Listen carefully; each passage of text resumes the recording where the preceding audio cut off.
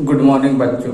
आज हम हिंदी की पुस्तक रुनझुन कक्षा 7वीं के 5वें अध्याय कोई अर्थ नहीं कविता को पढ़ेंगे। नित्य जीवन के संघर्ष से जब टूट चुका हो अंतर्मन, तब सुख के मिले समंदर का रह जाता कोई अर्थ नहीं।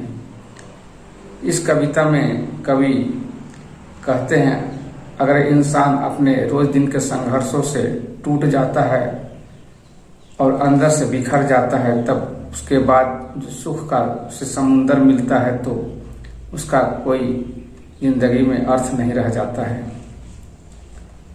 जब फसल सूख का जल के बिन तिनका तिनका बन गिर जाए, फिर होने वाली वर्षा का रह जाता कोई अर्थ नहीं। कहते हैं, फसल सूख के जल बिन तिनका तिनका बिखर जाए और उसके बाद बारिश होने का कोई अर्थ नहीं रह जाता है। अब अगली पंक्ति को देखते हैं। संबंध कोई भी हो, लेकिन यदि सुख में साथ ना दे अपना, फिर सुख में उन संबंधों का रह जाता कोई अर्थ नहीं। अगर हमारे कोई भी सगे संबंधी या मित्र हमारे दुख में साथ ना दे तो वैसे संबंध का कोई अर्थ नहीं रह जाता है। अब हम अगली पंक्ति को देखते हैं। छोटी छोटी खुशियों के क्षण निकले जाते हैं रोज जहां, फिर सुख का नित्य प्रतीक्षा का रह जाता कोई अर्थ नहीं। जब हम छोटी छोटी खुशियों को छोड़ देते हैं तो सुख की प्रतीक्षा में दिन बिताना का कोई अर्थ नहीं रह जाता है। मन कटुवानी से आहत हो, भीतर तक छलनी हो जाए, फिर बात कहे प्रिय वचन का रह जाता कोई अर्थ नहीं। जब हम किसी को कटुवानी बोलते हैं, उसके बाद हम सुखद वचन भी बोलते हैं तो भी उस बोलने का कोई अर्थ नहीं रह जाता है। सुख दुख चाहे जितने हो, पर काया रोगों का घर हो, फिर उन अनगिनत सुविधाओं का रह जाता कोई अर्थ नहीं। चाहे जिंदगी में कितनी भी सुख सुविधा हो, लेकिन हमारे शरीर को अगर कोई रोग लग जाता है तो उस सुविधाओं का कोई अर्थ नहीं रह जाता है। इस कविता के कवि हैं रामधारी सिंह दिनकर। अब हम आते हैं इसके अभ्यास प्रश्नों की ओर। तो अभ्यास खंड क के दूसरे प्रश्न की ओर आते हैं।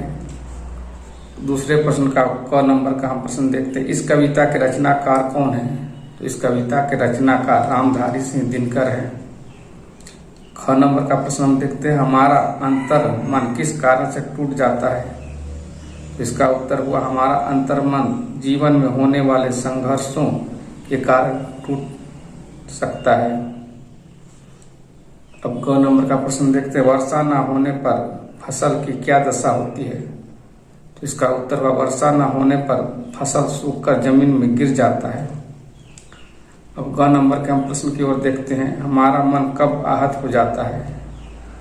इसका उत्तर हुआ, हमारा मन कड़वी वाणी सुनकर आहत हो जाता है।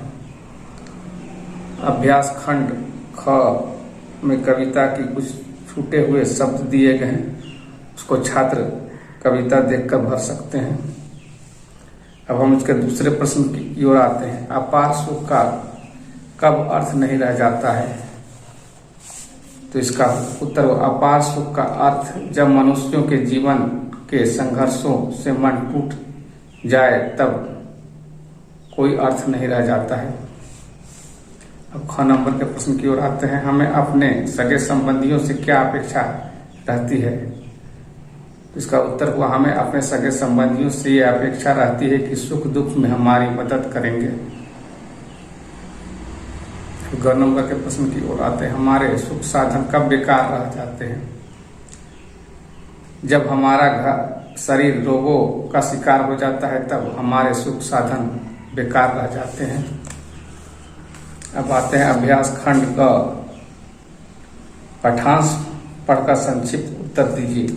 छोटी छोटी खुशियों के क्षण निकल जाते हैं रोज जहां, फिर सुख की नित्य प्रतीक्षा का रह जाता कोई अर्थ नहीं। जब कटुवाणी से आहत हो, भीतर तक छलनी हो जाए, फिर बात कहे प्रिय वचनों का, रह जाता कोई अर्थ नहीं। इस पाठांश से संबंधित प्रथम प्रश्न जो दिया गया, हमें किन खुशियों का आनंद उठाना चाहिए, तो इसका उत्तर होगा हमें छोटी छोटी खुशियों का आनंद उठाना चाहिए। जो दूसरा प्रश्न हुआ, कड़वी बोली क्या असर डालती है, तो इसका उत्तर हुआ कड़वी बोली हमारे मन को चोट अंदर तक पहुंचाती है। अब अभ्यास खंड घ के पहले प्रश्न की ओर आते हैं। दुख के क्षणों में हम किनसे सहायता की आशा रखते हैं, तो इसका उत्तर हुआ दुख के क्षणों में हम अपने सगे संबंधियों और मित्रों से आशा रखते हैं।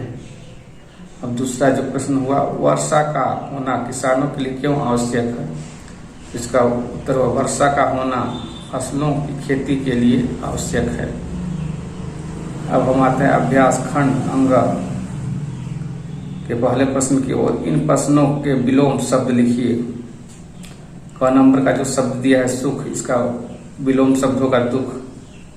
अर्थ, इसका विलोम होगा अनर्थ। जीवन, इसका उल्टा होगा मृत्यु। कटु, इसका उल्टा होगा मृत्यु। प्रिय, इसका उल्टा होगा अप्रिय। असुविधा, इसका उल्टा होगा सुविधा। तो हम दूसरे प्रश्न की ओर आते हैं। इन वाक्यों में प्रयुक्त क्रियाओं का काल लिखिए। क नंबर का जो वाक्य है, उसका अंतर मन टूट चुका था, तो ये भूतकाल हुआ। ख, किसानों के फसल सूख रहे हैं, ये वर्तमान काल हुआ। मेरे रिश्तेदारों ने समय पर मेरी सहायता नहीं की, ये भूतकाल हुआ। मैं सुख के दिन प्रतीक्षा करता रहूंगा, ये भविष्य काल हुआ। असाध्य रोग के कारण वह परेशान हो रहा था, ये भविष्य काल हुआ। आप मुझे अच्छे अच्छे वचन सुनाए, ये भूतकाल हुआ। वह जीवन में सुख का आनंद नहीं उठा सकता, यह भूतकाल हुआ। अब हम तीसरे प्रश्न की ओर आते हैं। इन प्रश्नों के तीन तीन समानार्थी शब्द लिखिए। पहला जो क नंबर का शब्द है काया, इसका तीन समानार्थी हुआ बदन, शरीर, देह। ख नंबर का जो शब्द है घर, इसका तीन समानार्थी हुआ गृह, आलय, सदन। अब ग नंबर का जो शब्द है जल, इसका तीन समानार्थी हुआ नीर, पानी, अम्बु। चौथा नंबर का जो शब्द है समुद्र, इसका तीन समानार्थी हुआ सागर, जलधि, रत्नाकर। चौथा है वाक्य बनाएं। पहला जो शब्द है तिनका, चिड़िया तिनका उठाकर उड़ गई। ख नंबर का जो शब्द है फसल, खेत में फसल पक चुके हैं। ग नंबर का जो शब्द है रोग, कैंसर एक जानलेवा रोग है। ख नंबर का जो शब्द है प्रतीक्षा, आदर्श प्रधानाध्यापिका की प्रतीक्षा कर रहा था। तो बच्चों, इस तरह हमने पूरे अभ्यास को पढ़ा और उसके अभ्यास प्रश्नों को भी हल किया। तो बच्चे अपने कॉपी में इनका नोट्स बनाएं और इनका अध्ययन भली भांति करें। धन्यवाद।